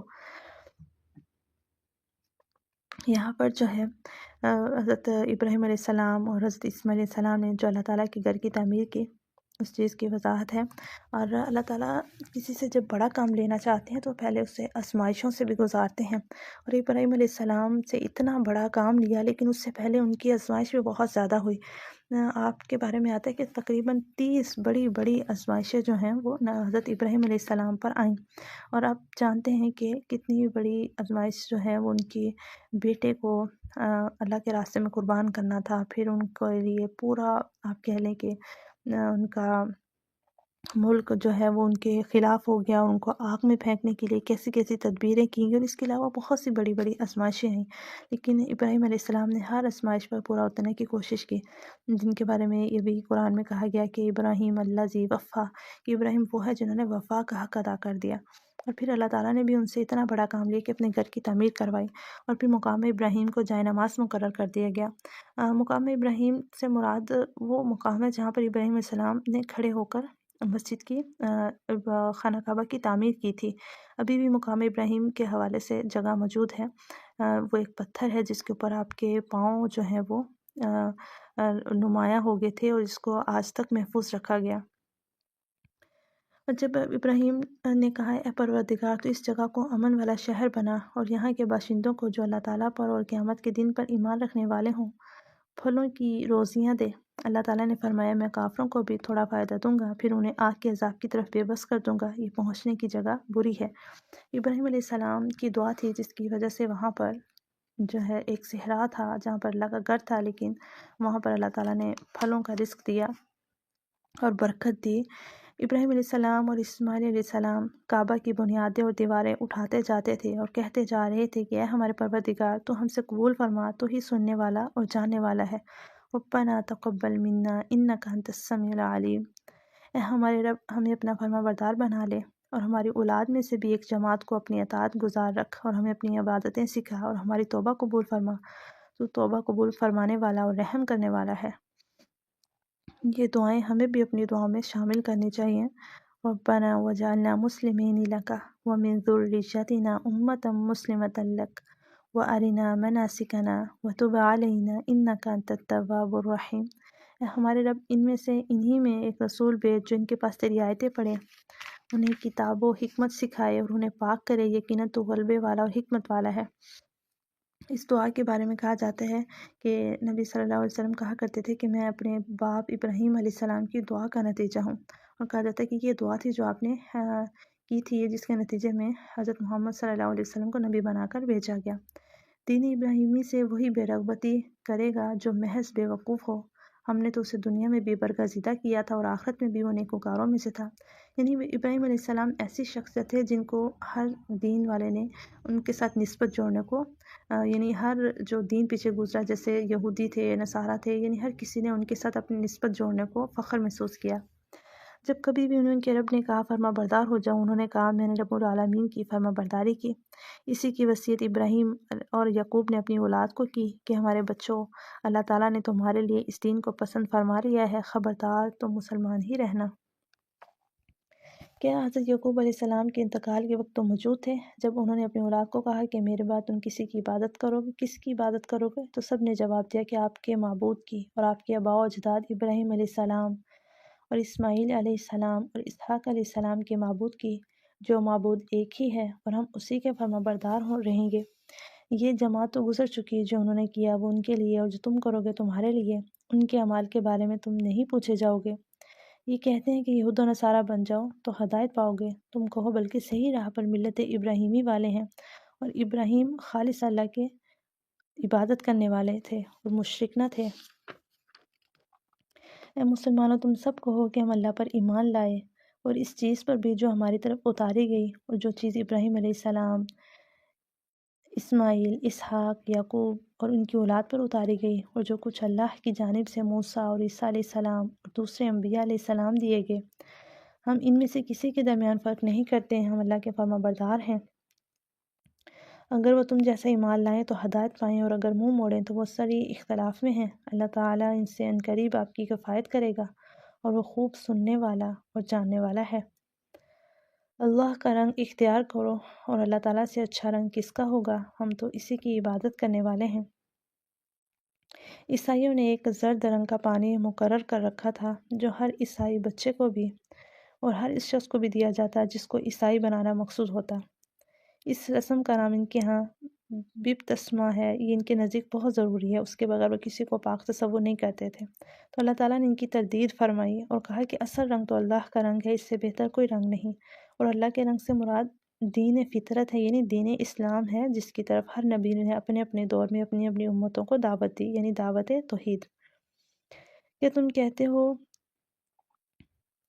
کہ ابراہیم اور اسماعیل اور اسحاق اور یعقوب اور ان کی اولاد یہودی یا نصرانی تھے؟ کیا تم زیادہ جانتے ہو یا اللہ تعالیٰ کے پاس شہادت چھپانے والے سے زیادہ ظالم اور کون ہے، اور اللہ تعالیٰ تمہارے کاموں سے غافل نہیں ہے۔ یہاں جو بات ہے کہ کیا تم ہم سے اس بارے میں جھگڑتے ہو کہ ہم ایک اللہ کی عبادت کرتے ہیں، اسی کے لیے اخلاص و نیاز مندی کے جذبات رکھتے ہیں، حالانکہ وہ ہمارا رب ہی نہیں تمہارا بھی ہے، اور یعنی کہ وہ صرف ہمارا رب نہیں بلکہ تمہارا بھی ہے، تو تم اس رب کے صرف اس رب کی عبادت کرنے پر ہم سے اختلاف کرتے ہو، اور تم کہتے ہو کہ یہ انبیاء اور ان کی اولاد یعنی یہودی یا عیسائی تھے، جبکہ اللہ تعالیٰ اس کی نفی فرماتا ہے۔ اب تم ہی بتاؤ کہ زیادہ علم والا اللہ ہے یا تم؟ یعنی وہ کہہ رہے ہیں کہ یعقوب اور ان کی اولاد جو ہیں، جو پچھلے انبیاء گزرے، وہ یہودی یا عیسائی تھے، تو اس چیز کی یہاں پر تردید کی گئی۔ یہ امت ہے جو گزر چکی، جو انہوں نے کیا ان کے لیے ہے، اور جو تم نے کیا تمہارے لیے ہے، تم ان کے اعمال کے بارے میں سوال نہیں کیے جاؤ گے۔ یعنی تمہیں معلوم ہے کہ انبیاء یہودی یا عیسائی نہیں تھے، اسی طرح تمہاری کتابوں میں بھی آپ صلی اللہ علیہ وسلم کی نشانیاں بھی موجود ہیں، لیکن تم ان شہادتوں کو لوگوں سے چھپا کر ایک بڑے جرم کا ارتکاب کر رہے ہو جو اللہ تعالیٰ سے مخفی نہیں۔ یعنی یہود و نصارہ کی جو کتابیں تھیں ان میں موجود تھا نبی صلی اللہ علیہ وسلم کی کیا نشانیاں ہوں گی اور وہ کون سے نبی ہوں گے، یعنی ان کے بارے میں انہیں معلوم تھا، اور جب نبی صلی اللہ علیہ وسلم آئے ہیں تو تب بھی ان کے دل ان کو قبول کرتے تھے، لیکن وہ ماننا نہیں چاہتے تھے، ایمان نہیں لانا چاہتے تھے کہ ہماری جو ایک رعب و دبدبہ ہے وہ ختم ہو جائے گا۔ اس آیت پر پھر کسب و عمل کی اہمیت بیان فرما کر بزرگوں کی طرف بھی انتساب یا ان پر اعتماد کو بے فائدہ قرار دیا گیا ہے۔